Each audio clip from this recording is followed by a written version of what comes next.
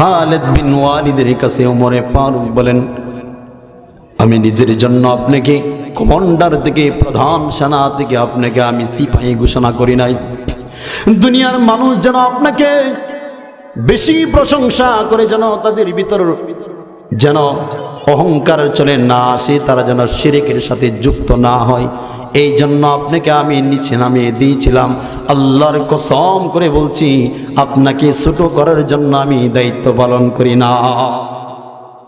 খালিদ বিন ওয়ালিদ ডাক দিয়ে বলেন, খলিফাতুল মুসলিমিন, হে উমর, আল্লাহর কসম করে বলছি, আপনি যেমন নিজের জন্য এই দায়িত্ব পালন করেন নাই, আমিও কোনোদিন ইসলামের জন্য আপনি যে আমাকে উপর দিকে নিচে নামাইছেন, আমিও চুল পরিমাণ মন খারাপ করি না। খালিদ বিন ওয়ালিদ এবার চোখ দিয়ে টপ টপ করে পানিগুলো জমিনের মধ্যে পড়তেছে। হযরত ওমর জিজ্ঞাসা করেন, আপনি তো বিজয়ী একজন সাহাবী, আপনি কিসের জন্য কান্না করেন? খালিদ বিন ওয়ালিদ বলেন, আমার চোখের সামনে হাজার হাজার সাহাবা যুদ্ধের ময়দানে গিয়ে শাহাদা বরণ করেছেন, কিন্তু আমি একজন কপাল পোড়া সাহাবা, যিনি অনেক অনেক যুদ্ধের ময়দানে নেতৃত্ব দিয়েছে, আমি শহীদ হতে পারলাম না। খালিদ বিন ওয়ালিদ বলেন, শত শত কাফের বেঈমানরা আক্রমণ করেছে, আমি খালিদ বিন ওয়ালিদের শরীর থেকে এক ফোঁটা রক্ত পর্যন্ত জড়াইতে পারেন নাই। পারেন আল্লাহু আকবার। কেমন বড় বীর ছিলেন বলেন। আমার চোখের সামনে সাদ বিন নওয়াজ, আমার ভাই শহীদ হয়েছে আমি দেখেছি, কিন্তু আমি শহীদ হতে পারি নাই। আমার চোখের সামনে শত শত সাহাবায়ে কেরাম শহীদ হয়েছে, আমি আল্লাহর কাছে বারবার বলতাম, আল্লাহ আপনি আমাকে শহীদ হিসাবে কবুল করুন। আল্লাহ আমাকে শহীদ হিসাবে কবুল করে নাই, এই জন্য আমার কাছে মনে হচ্ছে আমি নিতান্তই কপাল পোড়া। কোরআনের পথে অবিচল থেকে আমার মরণ যেন হয়, কোরআনের পথে অবিচল থেকে আমার মরণ যেন হয়। তোমারই কাছে মিনতি আমার, মহামহিম দয়াময়। কোরআনের পথে অবিচল থেকে আমার মরণ যেন হয়। রাজি আছেন তো ইনশাআল্লাহ? আল্লাহ কবুল করুক, সবাই পড়ি আমিন। কোরআনের পথে কারা কারা জীবন দিয়েছেন, তাদের মধ্য থেকে আল্লাহ তাআলা রব্বুল আলামিন অনেক অনেক পয়গম্বর দুনিয়াতে পাঠাইছেন, প্রত্যেকেই ইসলামের পক্ষে কথা বলেছেন এবং এক কালিমার দাওয়াত দুনিয়াতে দিয়েছেন। বলেন ঠিক কিনা? আল্লাহর নবী সাল্লাল্লাহু আলাইহি ওয়াসাল্লামকে আল্লাহ তাআলা রব্বুল আলামিন পবিত্র কোরআনুল কারীমের মধ্যে আয়াতে কারিমা তিলাওয়াত করে জানান দিচ্ছেন, হে পয়গম্বর আরবী, আপনি সমগ্র পৃথিবীর উম্মতদেরকে জানায়া দেন, ইয়ানসুরকুমুল্লাহু ফালা গালিবা লাকুম, আমি আল্লাহ তাআলা যাদেরকে বিজয়ী হিসাবে ঘোষণা করব, আমি আল্লাহ তাআলা যাদেরকে বিজয়ী বানাবো, দুনিয়ার কারো স্বার্থ নয় তাদেরকে পরাজিত করা। আল্লাহর নবীর জামানায় শ্রেষ্ঠ বীরের ইতিহাস আমরা সবাই জেনে থাকি। খালিদ বিন ওয়ালিদ, যিনি মৃত্যুর সময় যে আশ্চর্যজনক ইতিহাস রচনা করে গেছেন, যে ইতিহাস রচনা করলে অল্প সময়ের ইতিহাস শুনলে মনে হয় আমাদের গোটা জীবনের মধ্যে এমন সুন্দরতম দৃশ্য না। 250 মতন যুদ্ধের ময়দানে খালিদ বিন ওয়ালিদ নেতৃত্ব দিয়েছেন। এমন কোন যুদ্ধের ময়দানে এমন কোন ইতিহাস রচনা হয়নি যেই যুদ্ধের ময়দানে খালিদ বিন ওয়ালিদ পরাজিত হয়েছেন। খালিদ বিন ওয়ালিদ আপনা আমার মতন প্রথম জন্মের পরই ইসলাম ধর্ম পাইনি। আমরা যেমন মুসলমানের ঘরে জন্মগ্রহণ করে মুসলিম দাবি করি, খালিদ বিন ওয়ালিদ মুসলমানের ঘরে জন্মগ্রহণ করে মুসলিম দাবি করেন নাই। ওনার জন্ম হয়েছিল তথাকথিত বাহিরের ধর্মের লোকেদের ঘরে, যিনি অনেক কাফের বেঈমানদের মুশরিকদের সাথে মিলে অনেক যুদ্ধে অংশগ্রহণ করেছেন। খালিদ বিন ওয়ালিদ ইসলাম ধর্ম গ্রহণ করেছেন। ইতিহাস থেকে জানা যায় 8ম হিজরিতে তিনি ইসলাম ধর্ম গ্রহণ করেছেন। তার আগ মুহূর্ত যে সময় রয়েছে, প্রত্যেকটা সময় তিনি ইহুদিদের সঙ্গে মুশরিকদের সঙ্গে মিলে যুদ্ধে অংশগ্রহণ করেছেন। ইতিহাসের পাতায় জানা যায় খালিদ বিন ওয়ালিদ অনেক সাহাবায়ে কেরামদেরকে হত্যা করেছেন, অনেক মুসলিমদেরকে হত্যা করেছেন। কিন্তু খালিদ বিন ওয়ালিদ যখন 8ম হিজরিতে ইসলাম ধর্ম গ্রহণ করেন, ওনাকে রাসূল করিম সাল্লাল্লাহু আলাইহি ওয়াসাল্লাম জয়টা যুদ্ধের ময়দানে পাঠাইছেন ইসলামের ঝান্ডা উঁচু করার জন্য। এমন কোন যুদ্ধের ইতিহাস রচনা হয়নি যেই যুদ্ধে খালিদ বিন ওয়ালিদ পরাজিত হয়েছে। খালিদ বিন ওয়ালিদ যখন প্রত্যেকটা যুদ্ধের ময়দানে তিনি বিজয় হয়ে যাচ্ছেন, আমিরুল মুমিনিন হযরতে উমরে ফারুকের জামানায় যখন উনি আমিরের দায়িত্ব পেয়েছেন, হযরতে উমর খালিদ বিন ওয়ালিদকে প্রধান সেনাপতি থেকে সাধারণ সিপাহী হিসেবে ঘোষণা করলেন। কেন ঘোষণা করলেন?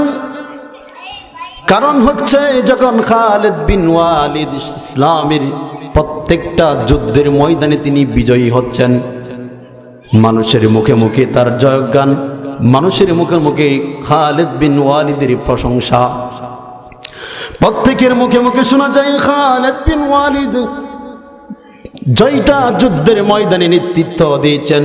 এমন কোন যুদ্ধ নাই যেই যুদ্ধের ময়দানে ইসলাম পরাজিত হয়েছে। এবার উমরে ফারুক মনে মনে চিন্তা করেন, মানুষ যেইভাবে আলোচনা শুরু করেছে, এইভাবে যদি আলোচনা চলতে থাকে এখানে শিরিকের গন্ধ পাওয়া যায়। কারণ একমাত্র ভরসা করতে হবে কার উপর? আল্লাহর উপর একমাত্র ভরসা করতে হবে। মানুষগুলো যখন খালিদ বিন ওয়ালিদের প্রশংসায় আকাশ বাতাসে ভাসিয়ে দিচ্ছেন, এমন সময় হযরত ওমর খালিদ বিন ওয়ালিদকে প্রধান সেনাপতি থেকে তাকে সিপাহী হিসাবে ঘোষণা করলেন।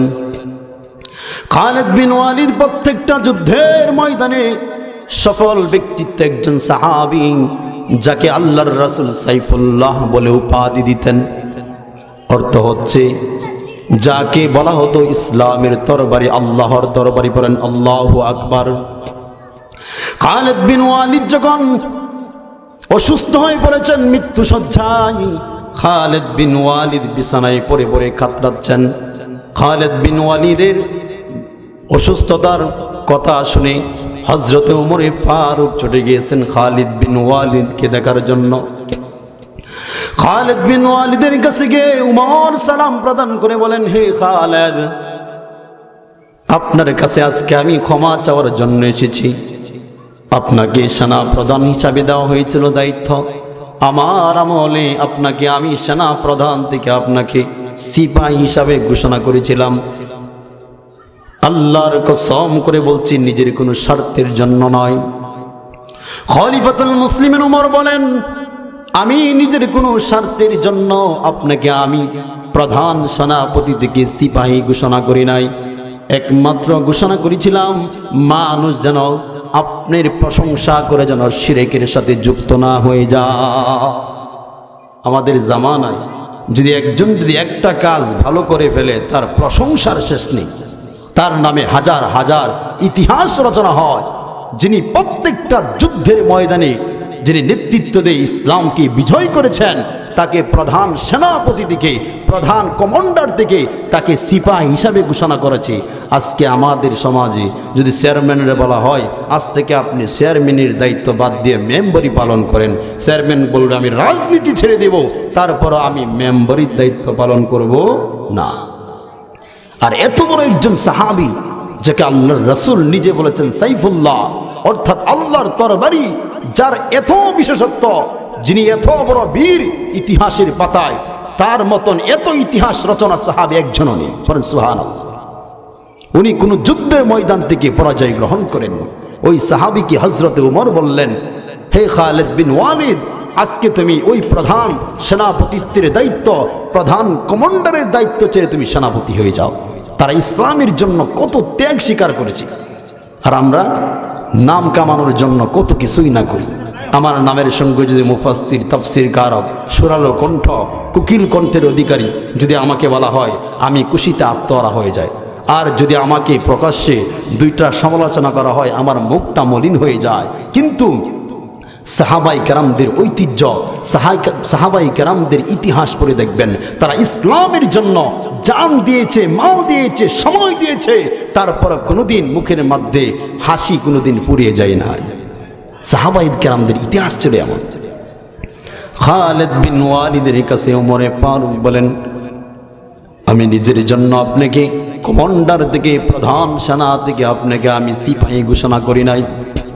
দুনিয়ার মানুষ যেন আপনাকে বেশি প্রশংসা করে, যেন তাদের ভিতর যেন অহংকার চলে না আসে, তারা যেন শিরকের সাথে যুক্ত না হয়, এই জন্য আপনাকে আমি নিচে নামিয়ে দিয়েছিলাম। আল্লাহর কসম করে বলছি, আপনাকে ছোট করার জন্য আমি দায়িত্ব পালন করি না।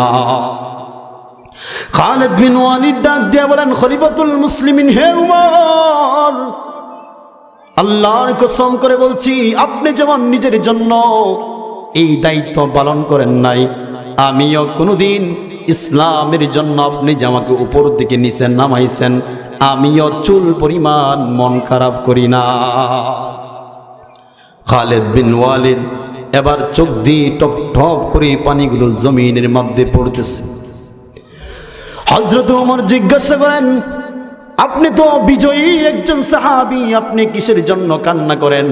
খালিদ বিন ওয়ালিদ বলেন, আমার চোখের সামনে হাজার হাজার সাহাবা যুদ্ধের ময়দানে গিয়ে শাহাদা বরণ করেছেন, কিন্তু আমি একজন কপাল পোড়া সাহাবা, যিনি অনেক অনেক যুদ্ধের ময়দানে নেতৃত্ব দিয়েছে, আমি শহীদ হতে পারলাম না। খালিদ বিন ওয়ালিদ বলেন, শত শত কাফের বেঈমানরা আক্রমণ করেছে, আমি খালিদ বিন ওয়ালিদের শরীর থেকে এক ফোঁটা রক্ত পর্যন্ত জড়াইতে পারেন নাই। পারেন আল্লাহু আকবার। কেমন বড় বীর ছিলেন বলেন। আমার চোখের সামনে সাদ বিন নওয়াজ, আমার ভাই শহীদ হয়েছে, আমি দেখেছি, কিন্তু আমি শহীদ হতে পারি নাই। আমার চোখের সামনে শত শত সাহাবায়ে কেরাম শহীদ হয়েছে, আমি আল্লাহর কাছে বারবার বলতাম, আল্লাহ আপনি আমাকে শহীদ হিসাবে কবুল করুন। আল্লাহ আমাকে শহীদ হিসাবে কবুল করে নাই, এই জন্য আমার কাছে মনে হচ্ছে আমি নিতান্তই কপাল ভরা। তারা শহীদ হওয়ার জন্য চেষ্টা করত, আর আমরা নিজেদেরকে বাঁচানোর জন্য চেষ্টা করি। ইসলাম শুধু ঘরে বসে তাসবিহ জপা আর নামাজ, তাহাজ্জুদ থেকে শুরু করে আওয়াবিন পর্যন্ত সব আদায়ের নাম ইসলাম নয়। ইসলামের মূল সংজ্ঞা হচ্ছে যে তোমরা হক কথা বলো, সত্যের পক্ষে থাকো, মিথ্যার বিরুদ্ধে স্লোগান দাও, আল্লাহর নামে বলো আল্লাহু আকবার। ইসলামের পক্ষে কথা বলার সৈনিক এখন পাওয়া যায় না। শেখ মুজিবের সৈনিক পাওয়া যায়, জিয়ার সৈনিক পাওয়া যায়, জামাতে ইসলামের সৈনিক পাওয়া যায়, জাতীয় পার্টির সৈনিক পাওয়া যায়, কিন্তু ইসলামের সৈনিক পাওয়া যায় না। এটা হচ্ছে আমাদের জন্য কপাল পোড়া। এই জন্য শুকরিয়া জ্ঞাপন আমাদের করা উচিত যে আল্লাহ তাআলা আমাদেরকে সরাসরি মুসলমানের ঘরে জন্ম দিয়েছেন। পড়েন সুবহানাল্লাহ। আল্লাহ যদি সরাসরি আমাদেরকে মুসলমানের ঘরে জন্ম না দিত, আমার মনে হয় জিন্দেগিতে আমরা ইসলামের গন্ধও পাইতাম না। ইসলামের মুসলমানের ঘরে জন্ম হওয়ার পরেও আমরা কোনোদিন ভালো করে ইবাদত বندگی করি না, আল্লাহর প্রশংসা করি না। আর যদি ইহুদি খ্রিস্টান বৌদ্ধের ঘরে আমরা যদি জন্মগ্রহণ করতাম, কালমা গ্রহণ করতাম, দূরের কথা কোনোদিন ইসলামের গন্ধও পাইতাম না। আল্লাহ পাক রব্বুল আলামিন পবিত্র কোরআনুল কারীমের মধ্যে অন্য এক আয়াতে কারিমা তেলাওয়াত করে বলেন, লা ইন শাকারতুম লাযীদান্নাকুম ওয়া লা ইন কাফারতুম ইন্না আযাবি লাশাদীদ। আল্লাহ তাআলা রব্বুল আলামিন বলেন, হে দুস্থ পয়গম্বর, আপনি সমগ্র পৃথিবীর উম্মতদেরকে জানায় দেন, যারা আমি মালিকের নিয়ামত পাওয়ার পর শুকর আদায় করবে, আমি আল্লাহ তাআলা তাদেরকে নিয়ামত দ্বারা ভরপুর করে দেব। পড়েন সুবহানাল্লাহ। ওয়ালা ইন কাফারতুম ইন্না আযাবি লাশাদীদ।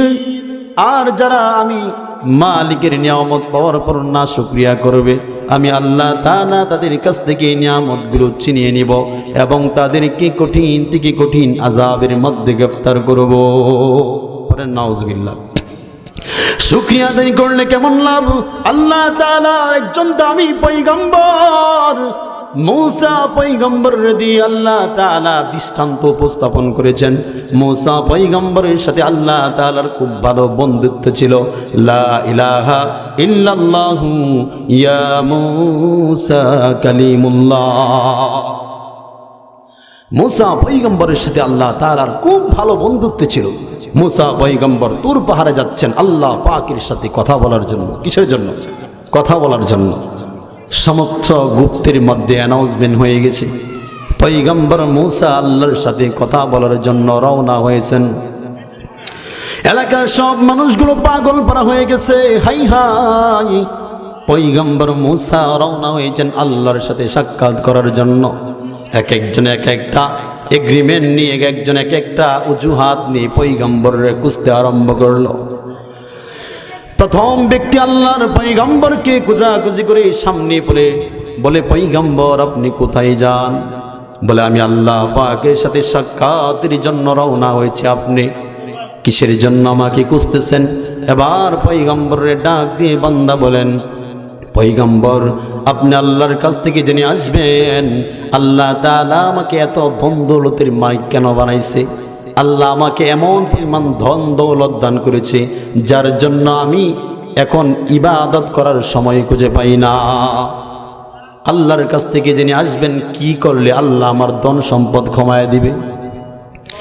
দ্বিতীয় এক ব্যক্তি বৃদ্ধ মহিলা, কষ্ট করে করে এসে জীবন পার করে সেই বৃদ্ধ কাঠুরি মহিলা আবার ডাক দেয়া বলে, পয়গম্বর আপনি আল্লাহর কাছ থেকে জেনে আসবেন, আল্লাহ তাআলা আমার এত গরিব বানায়া দুনিয়ায় কেন পাঠাইছে, যেই জন্য আমি অনেক কষ্ট করি, আমি ঠিক মতো খাবার পাই না, পরিধান করার জন্য সুন্দর জামাও পাই না।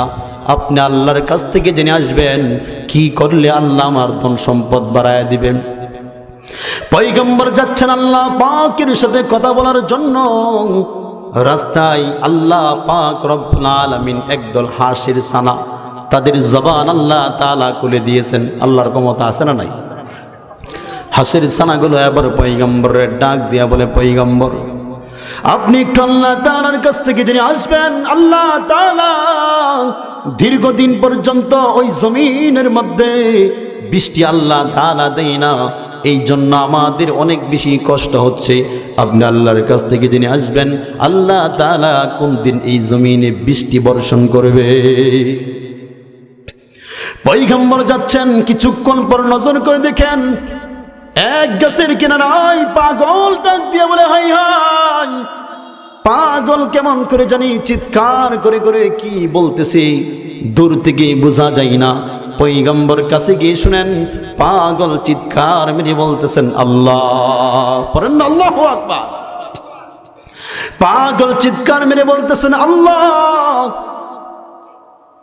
আপনি মনে হয় ঘুমান না, আমি যদি আপনাকে পাইতাম তাহলে আপনার মাথার মধ্যে তেল পানি দিয়া মালিশ করিয়া ঘুম পাড়ায় দিতাম। পড়েন সুবহানাল্লাহ।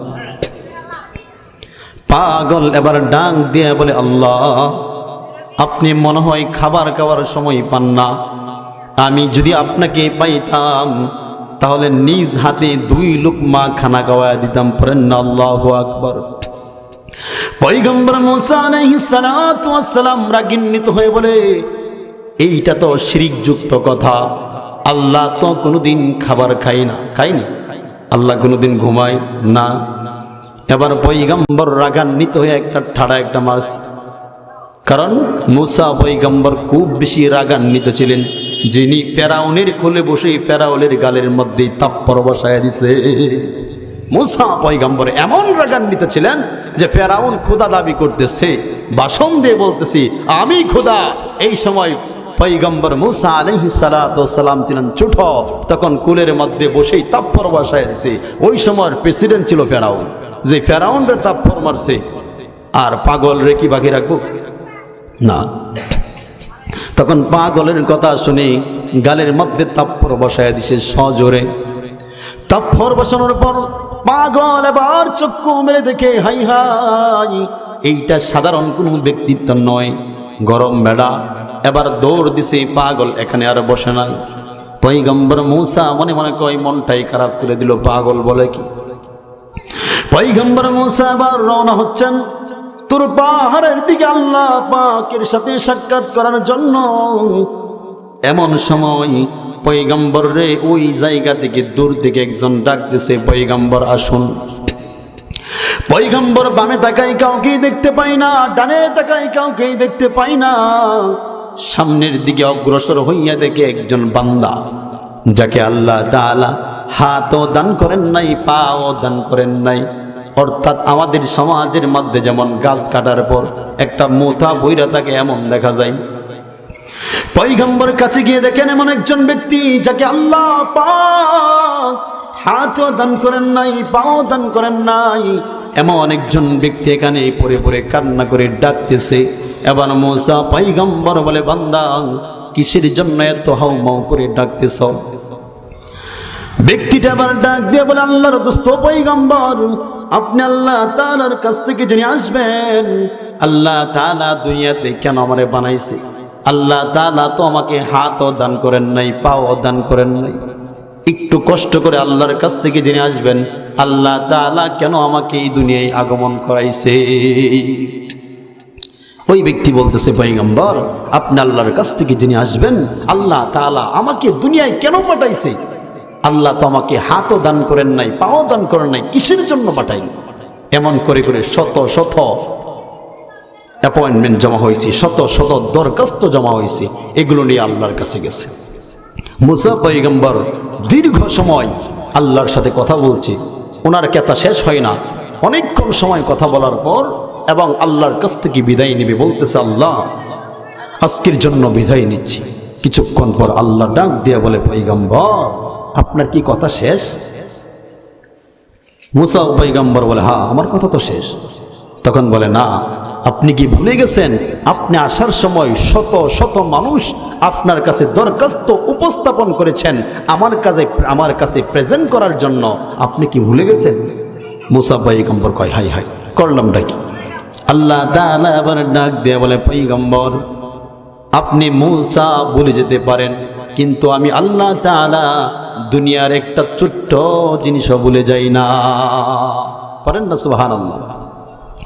এবার মুসা পয়গম্বর এখান থেকে আল্লাহ পাকের কাছ থেকে সবগুলোর প্রশ্নের জবাব নিয়ে মুসা পয়গম্বর চলে আসবেন। এমন সময় এক এক করে যে প্রশ্নগুলো আল্লাহর কাছে নিয়ে গিয়েছিলেন প্রত্যেকটা প্রশ্নের ব্যাখ্যা এবার শুরু হবে। মুসা পয়গম্বর চলে আসতেছেন। এমন সময় সর্বশেষ সাক্ষাৎ হয়েছিল কার সাথে? সর্বশেষ সাক্ষাৎ কার সাথে? হাত নাই পা নাই যেই ব্যক্তি, তার সাথে। সর্বশেষ যে ব্যক্তির সাথে সাক্ষাৎ হয়েছিল ওই ব্যক্তি আল্লাহর পয়গম্বর ডেকে বলতেছেন, হে দোস্ত পয়গম্বর, আপনার কাছে যে আমি দরখাস্ত করেছিলাম, বলেছিলাম আল্লাহর কাছে উপস্থাপন করার জন্য, আল্লাহ তাআলা কি বলছে আবার আমাকে বলে যান। আল্লাহ পাকের পক্ষ থেকে এমন এক জবাব এসেছে যে পয়গম্বর মনটা মলিন করে আবার নিচের দিকে তাকাইয়া উত্তরটা দিতে দেরি করতেছে। তখন ব্যক্তি আবার ডাক দিয়ে বলে, দোস্ত পয়গম্বর, আল্লাহ পাক যা বলেছে আপনি তা পুঙ্খানুভাবে আমার কাছে উপস্থাপন করুন। এবার পয়গম্বর ডাক দিয়ে বলেন, আল্লাহ তাআলা রব্বুল আলামিনের কাছে আপনার নামে যে এগ্রিমেন্ট, আপনি যে দরখাস্ত জমা দিয়েছেন আল্লাহর কাছে আমি উপস্থাপন করেছিলাম। আল্লাহ তাআলা বলেছেন আপনাকে হাতও দান করেন নাই, পাও দান করেন নাই, আপনাকে পাঠানো হয়েছে দুনিয়াতে দুনিয়ার কোন কাজের জন্য নয়। আল্লাহ তাআলা বলেছেন জাহান্নামের একটা কাজ সম্পূর্ণ করবেন, এই জন্য আপনাকে বানানো হয়েছে। অনেক অনেক তাফসীর কারক অনেকভাবে বিশ্লেষণ করেন। কেউ কেউ বলেন জাহান্নামের একটা ছিদ্র বন্ধ করার জন্য, অর্থাৎ জাহান্নাম যে কোনো একটা জাহান্নামের কাজের জন্যই তাকে বানানো হয়েছে। এই কথা শোনার পর পয়গম্বর নিচের দিকে তাকাইয়া বলতেছেন আপনাকে বানানো হয়েছে জাহান্নামের একটা কাজ সম্পূর্ণ করার জন্য।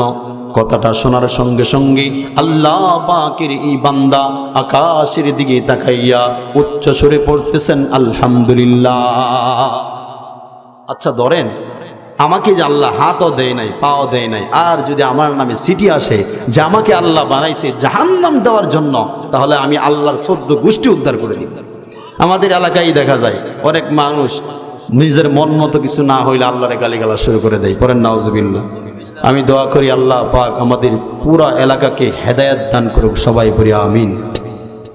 তখন এই ব্যক্তি আবার আসমানের দিকে তাকাইয়া বলে আল্লাহ এতদিন পর্যন্ত আমি দুশ্চিন্তায় ছিলাম যে আপনি কেন দুনিয়াতে আমারে পাঠাইছেন।